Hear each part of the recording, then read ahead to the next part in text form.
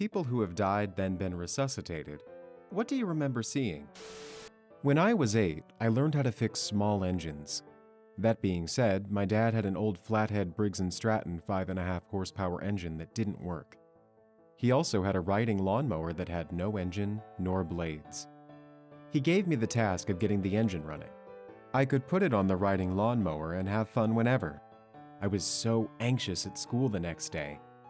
Well, that day I tore apart the motor and had it running by bedtime. The next day we had the thing mounted and riding around.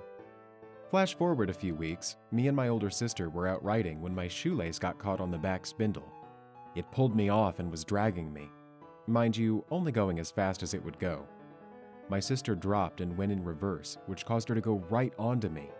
The chain and chain wheel caught my lower right back, ripping my skin open and pulling my large and small intestine out, severing my right lung, breaking my spine in 2 places, and shredding my right kidney. I felt the thing roll onto me, then everything went blank.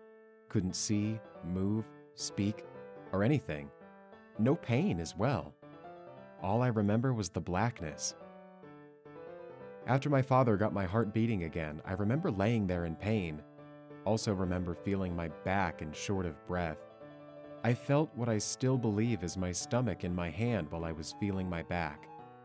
Once I was in the ambulance, everything went blank except this time I saw myself laying there and the medic shocking me. I felt a hard pull and I was back in myself. A few minutes later, I was on a table with strangers in white all around me. I remember them in a panic, then standing next to my grandmother, who passed when I was 3. She told me she was my Nana.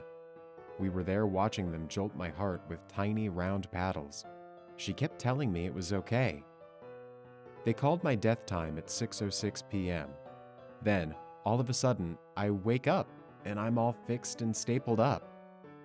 My parents told me I had died 3 times. The first for 5 minutes. The second was a little more than 12 minutes. But the last time was astonishing to the doctors.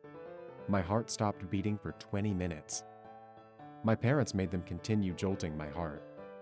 They told me the doctor kept telling them that I was going to have a 98% chance of being brain dead. I'm 25 years old and am as healthy as ever. I'm fully capable of walking as well. I attempted suicide a few years ago by hanging myself with an extension cord.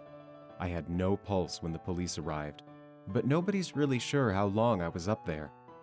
I was resuscitated in the ambulance but was in a coma for a little under 2 weeks. Anyway, all I remember is a feeling similar to general anesthesia once I jumped off the table, but for the 5 seconds before it went black, I was in total panic and had a total change of heart from the confidence in my decision to end it seconds before. And then it was just nothing, like a deep sleep. And when I finally awoke from the coma, it was like finally reaching the surface of a pool after diving too deep. I was in the same panic that I was immediately after I jumped from my table, like I just blinked instead of being knocked out for 2 weeks. So to answer your question, I don't remember anything at all. It was like being in a deep, dreamless sleep. Perhaps if I regained consciousness immediately after being resuscitated, I'd remember something more interesting, but yeah, nothing is about all I can offer. My sister was shot while she was walking her dogs in our small town in Alaska. The bullet ricocheted around, piercing her bowel in 9 places. Even though we had one of the best Rhodes Scholar docs in the north at our ER, and the only flight out of town was miraculously minutes away from takeoff and held up to fly her to Anchorage, she bled out and died on the operating room table. She knows because she vividly remembers everything the surgeon said as she lay dead on the table. What she told me later is remarkable. She recalls drifting up and into a very bright light. She was no longer in pain and felt compelled to travel into the brilliance. It led to an amazing river. Seriously, the look on her face when she describes this place helps me realize that radiant, endless joy is not just a possibility, but an eventuality. She describes playing in a river that consisted of pure knowledge.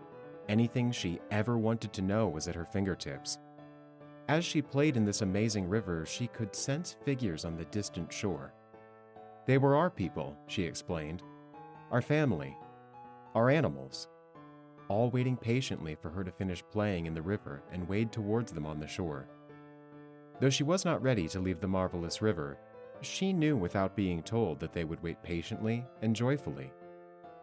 But she never made it to the shore. As she was playing, an amazing thing happened.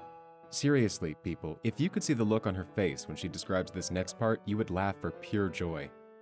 A being approached her. She did not know what it was except to describe it as pure, unconditional, ebullient love. It radiated love. It pulsed love. And all things diminished before the radiance of that love. The next part makes me chuckle a bit, even though that seems out of place. She said it spoke to her and said that she had to go back, that it wasn't her time. She said, like a little kid, "But I don't want to." When she recounts this experience, she emphasizes that to be in proximity of that being is all there is. She describes it as a completion, a peace, a welcoming. To leave was incomprehensible, but to decline was also incomprehensible. She felt infused with a purpose. Very, very, very reluctantly, she returned to life. She is amazing. They patched her femoral artery and explained that the graft would eventually give. In all probability, she will die within minutes. Living with that sword of Damocles should be terrifying. No, to her, it's a promise that she will get to return. Life is what we're here to do, she explains, but after, sweet, benevolent, all-encompassing love. With every single breath, my sister is heartbeats from death, and I have never met anyone who is more alive. Fearless. All of these responses referring to nothingness or lack of consciousness really has me questioning my life. If there really is nothing after death, and this is our one and only chance to experience, learn, and grow, then I want my time here to really mean something. I want to have an impact on the world in some way to help better it for others before my time is up. And then I realized that I've just spent 3 hours on Reddit.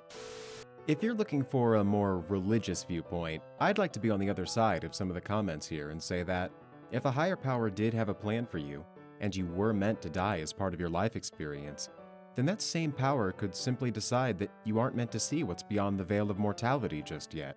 And that could explain why many saw nothing, as they weren't meant to. I guess that goes against the standard Reddit, "there is no God" ideal that pretty well makes up the hive mind around here. But I like to keep an open mind and accept possibilities even in the face of overwhelmingly contradictory evidence.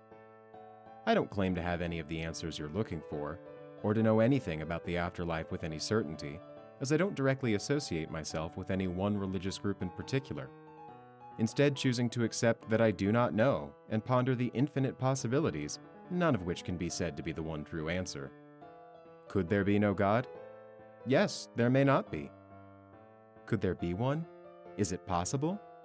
Yes, it certainly is, but no one can say with any true certainty until they've died, for good, that is, that any answer is the right answer. Anyone that claims to have those answers cannot comprehend the immensity of what they don't know. My former football coach had a heart attack on the field and was dead for 15 minutes. We were talking to him, and someone finally asked what it was like to be dead. He replied with saying that he remembers a whole lot of nothing. He didn't have amnesia or anything. There was nothing around. He did say it was the most peaceful moment of his life. Going off this, I kinda think it's like Inception, where you build the world that you inhabit. Hung myself with my dog's leash almost a year ago. All I remember is letting go of the leash since I was holding on to it, and just hanging there for like a minute. It wasn't enough of a shock like stepping off a chair, so I was suffocating and time just seemed to slow down. I felt my heartbeat in my arms and legs, and I felt it start to fade. I remember what I've come to call the big empty in my therapy groups as just the plain nothingness. It's hard to describe, and some people in this thread have managed it quite well, but my description would be a void. There's no darkness, there's no you, there's nothing. It's such a complete lack of anything at all that it can't even be described as empty, because that would imply it could be filled with something. It's hard to even realize that it exists because you can't even really perceive it. A near-death experience like mine, I think, is like peering at the void but not going in. Just enough life left to know it's there, and not enough death to be engulfed and completely extinguished by it. My nosy neighbor apparently witnessed me through the window, broke said window, and cut me down within 10 minutes. I was out for 3 days afterwards, but I have since fully recovered and finished my inpatient and outpatient program with the Youth Services Bureau and have completely turned my life around. The fear of the big empty still haunts me, knowing that I will have to face it again one day and lose. I OD'd on some sleeping pills when I was young and stupid and heartbroken. I hadn't thought much about the consequences of what would happen afterwards, except I wouldn't feel this overwhelming pain anymore. The shock of the absolute nothingness I experienced for a few moments brought me enough strength to crawl back to town and get taken to the hospital. The 5 or so minute ride to the hospital was me fighting with it with everything I had, and every time I slipped over, the horribleness of it made me fight just a little harder. I was too exhausted to fight once I got to the hospital. A preacher read me my last rites, and I was out. Luckily, I woke up a couple days later. I've been worse off emotionally a few times since then, but suicide never crosses my mind. There are no emotional troubles that are as awful as that sliver of nothingness I felt. My life is great now, and I'm so thankful I'm alive. I've experienced so many great things since then, I can't believe I ever thought I had nothing to live for. When I was coming to, which took a couple days, I hallucinated my best friend trying to get me into trouble by making me get out of bed, and seeing a little mouse in the corner of the room which I kept trying to capture. My friend is still alive, and I don't have a special connection to mice. It felt very real, but obviously I was hallucinating. I can see how someone might hallucinate about things like deceased relatives and mistake their visions for something more than a brain malfunction. So as far as changing my views on religion, I was fairly skeptical beforehand, but deep down hoped angels would whisk me away.